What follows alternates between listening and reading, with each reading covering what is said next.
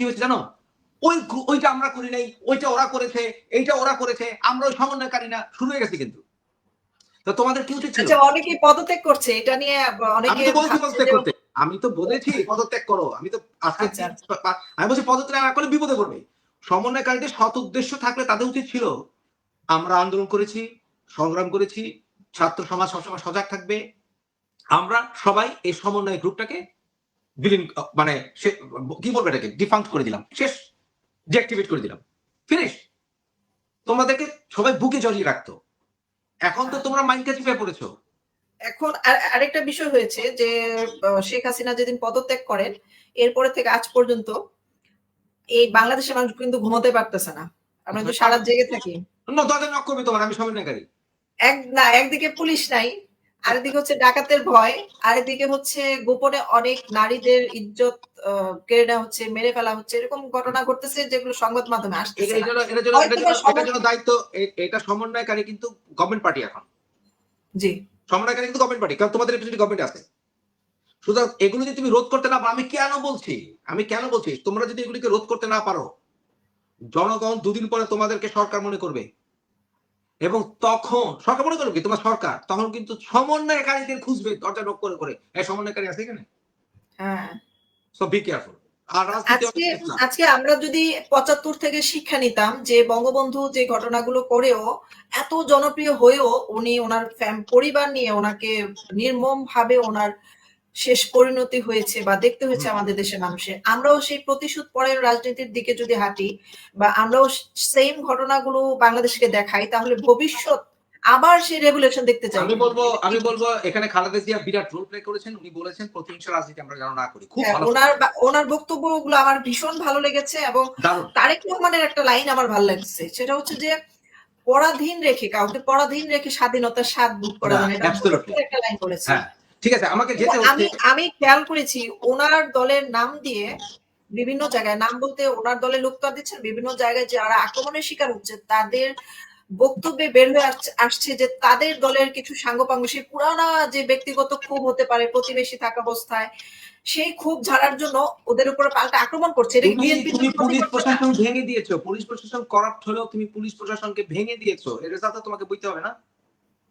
তুমি দেশের মানুষ ভোট করতেছে, যে পুলিশরা গুলি করেছে তুমি তাদেরকে পিটিয়েছো, মেরেছো, আইনের আওতায় আনতে পারতো না, ওদেরকে আইনের আওতায় নিয়ে এসে ফাঁসি দিতে পারতো। তুমি থানায় গিয়ে, তোমাকে যদি পুলিশ অ্যাডমিনিস্ট্রেশন, মানে তুমি এখন কি করছো, তোমার সন্তান মারা গেছে, তুমি গিয়ে পুলিশের কাছে তুমি কেস দিতে চাচ্ছ, কিন্তু তোমাকে এও বুঝতে হবে যে অসংখ্য মিথ্যা পুলিশের বিরুদ্ধে মামলা হতে পারে, এবং সেই ক্ষেত্রে পুলিশ যদি নিজেদের ইনভেস্টিগেশনে যদি অতিরিক্ত টাইম ব্যয় হয়ে যায়, পুলিশ ঠিক হবে কিভাবে? আমার কথা হচ্ছে এখন তারা যেই হোক পুলিশকে আগে কাজে ফিরতে দাও নির্বিঘ্নে, তারপর একটা কমিশন করে গভর্নমেন্ট, যেটা ভবিষ্যৎ গভর্নমেন্টকে করতে হবে, এই গভর্নমেন্টটা পারবে না, ভবিষ্যৎ গভর্নমেন্ট কমিশন করে পুলিশের ভিতরে ক্লিন করবে।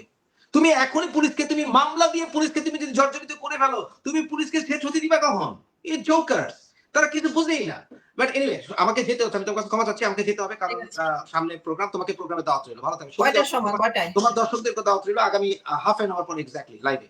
ঠিক আছে, আমাকে আপনি ইনবক্সে এখনো ওপেন হয় নাই, ইনবক্সে আমি করে দেব, আমি একটু সময় করে দিচ্ছি। হ্যাঁ, ওকে, ভালো থাকো। সবাইকে অসংখ্য ধন্যবাদ। আমাদের গুরুত্বপূর্ণ আলোচনায় আপনারা ছিলেন। মিহির দত্ত, আপনি কি এখন আছেন?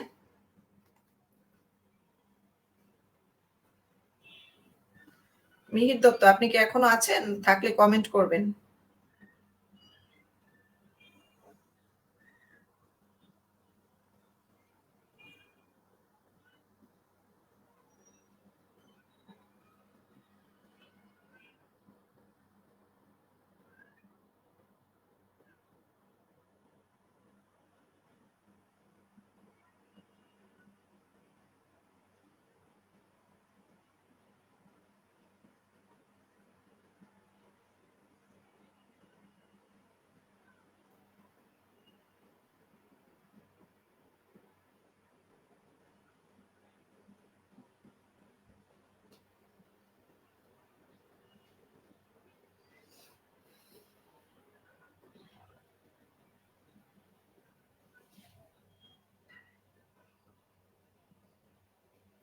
আচ্ছা, আজকের লাইভে টেকনিক্যাল সমস্যার কারণে অনেক প্রবলেম হয়েছে।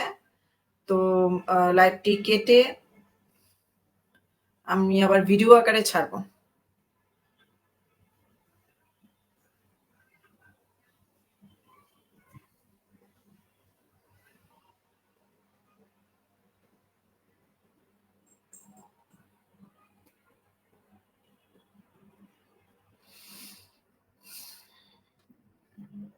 মিহির দত্ত, আপনি আমার সাথে লাইভে যুক্ত হতে চেয়েছিলেন।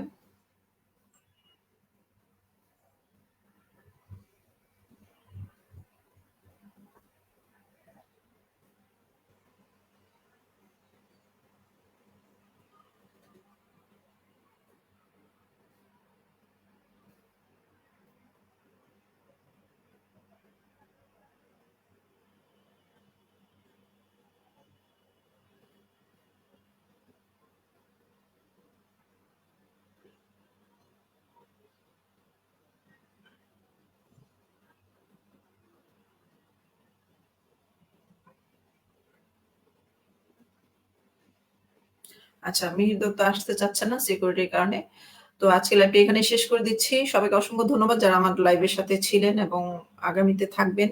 এখানে দেবব্রত দেবরয় ত্রিপুরা থেকে কমেন্ট করেছিলেন, গত ১ মাস যাবত তোমার সংবেদনশীল লেখা এবং অনুভব ইত্যাদি মন দিয়ে পাঠ করছি। অনেক, অনেক শুভেচ্ছা ও শুভকামনা রইল। ভালো থেকো। অসংখ্য ধন্যবাদ আপনাদের সকলকে।